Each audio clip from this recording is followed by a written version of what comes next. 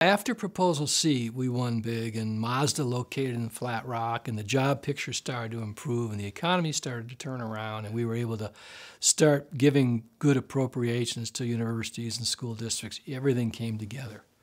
Yes, and we were rewarded for making the tough decisions in the first 6 months of my first term. So re-election was starting to look good. I remember saying that, when I first ran, there were 3 issues in the campaign: jobs, jobs, jobs. And when I ran for re-election, I said there were 4 issues: jobs, jobs, jobs, and more jobs. And we ran on that. It turned out the Republican field was weak, and we got a break in that sense. And the state was doing much better. People were in a better mood. And re-election turned out to be, again, easier than I think we expected, really. The opponent was William Lucas. His running mate was Colleen Engler. And we had a huge landslide, and that swept a lot of Democrats in at the local level as well. So I was really happy for that. But I'm not so happy with the third re-election at all. And sometimes there's a shelf life to a politician of 7 or 8 years, and I think we kind of reached that. I hate to even dwell on it because turnout was a major issue. But the reality is the re-election was, at that time, the largest margin in Michigan history. But it was a convergence of events. We had a good first term, a weak field, and people were in a good mood, and we'd done a good job, and we got rewarded. But it was a team effort.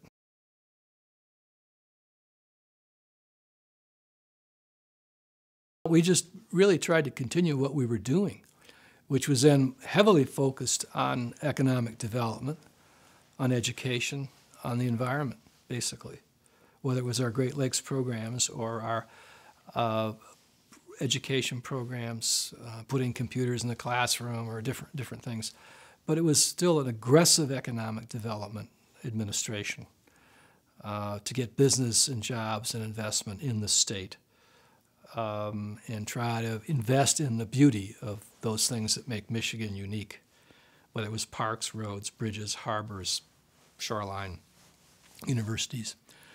And so it was really a continuation of that, and it worked well.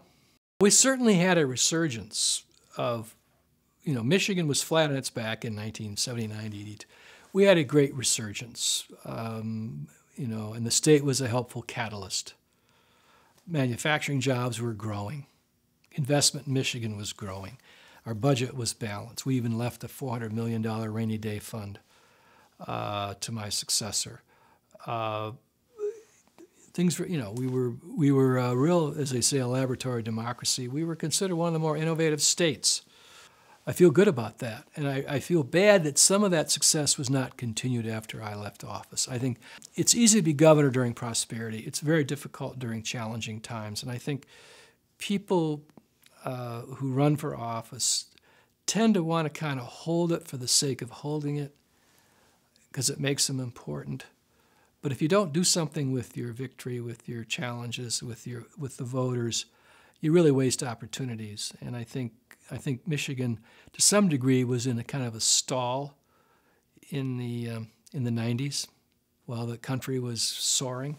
I think it was Michigan stopped investing in infrastructure and universities and things that are important. I think it's been a problem. I hope that will start back up. But I feel very fortunate. I mean, I had not planned on being governor. I'm glad I did it. Proud of our record, proud of the people that work with me. I love the state, believe in the state, and I believe Michigan's best days are ahead. I do. We helped lead Michigan out of the worst recession since the Great Depression in 1983, 84, 85, and unleashed a wave of innovative programs that led to jobs, economic development, environmental protection, infrastructure, education.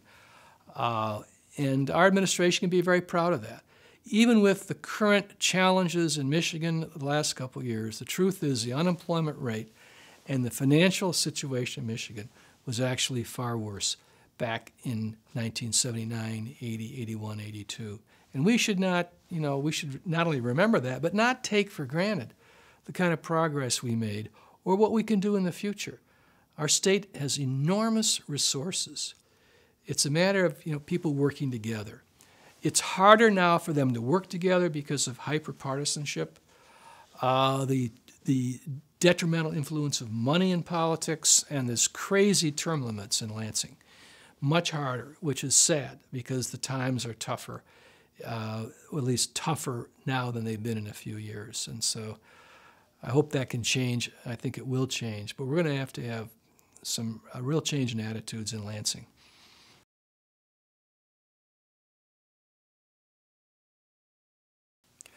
I was reluctant to run for a third term. I really felt 2 terms is enough and people get tired of you. Our polls showed that people thought I had done a good job, but not so good to deserve a third term. So I knew we were up against a more difficult climate than we had wanted. Secondly, we didn't know who would run if I didn't. And if I had announced I wasn't going to run, I think I would have had more people mad at me than if I ran and lost. I mean, it gets to be an awful situation for you. And our polls showed all along that while I had a good favorable rating, people did not think I necessarily deserved a third term. And we ended up in a situation where we should have run a better campaign. We couldn't get Democrats believing that I had a tough race because the polls kept showing us I had 55-35. This went on for 6 months. We couldn't get anyone really energized. I failed to get our people energized for the election. And so when we got down to the final moments, we had a very low turnout. Probably in retrospect, a lot of spoiled ballots I wasn't aware of in Detroit. Maybe some skullduggery there. It's hard to really know. All I know is we failed to energize the voters and convince people there was a real race. We should have run a better campaign. And yeah, we would have won instead of losing by 1/4 point. That is a very unfortunate, I mean, I obviously feel bad about it. Now, if you were to ask me, would you like to serve 3 terms as governor or 2 terms and 1 as ambassador to Canada, I would have said 2 terms and ambassador to Canada. So I feel very lucky to have had a career after governor.